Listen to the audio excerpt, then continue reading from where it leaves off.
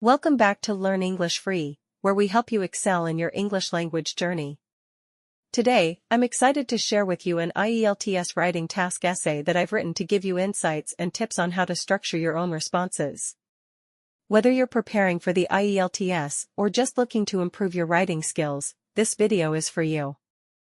People who damage public property such as buildings or statues should be required to do community service, such as cleaning parks, as a punishment rather than other forms of punishment, such as paying a fine or going to prison. To what extent do you agree or disagree?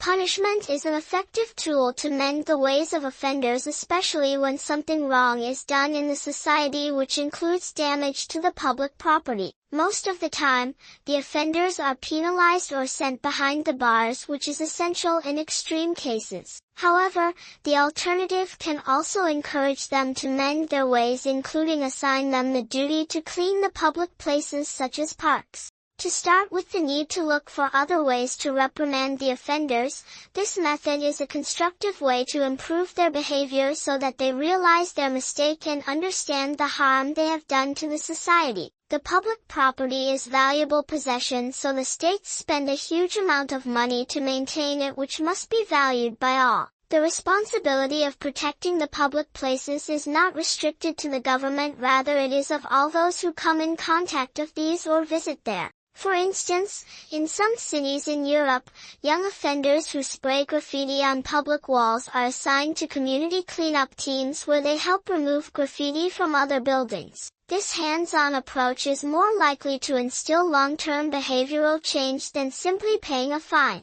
Moreover, the prisons in some countries are already overcrowded, and sending more people just adds fuel to the fire besides having more pressure on the public funds. In addition to, imprisonment does not ensure behavioral changes which are expected, as these do not address the root cause of the vandalism. In conclusion, there is need to have tailored approach depending on the severity of harm. If the damage is intense, then hefty amount can be charged, otherwise lenient approach must be adopted, including community service. The priority must be on protection of public property besides ensuring justice. Thank you for watching.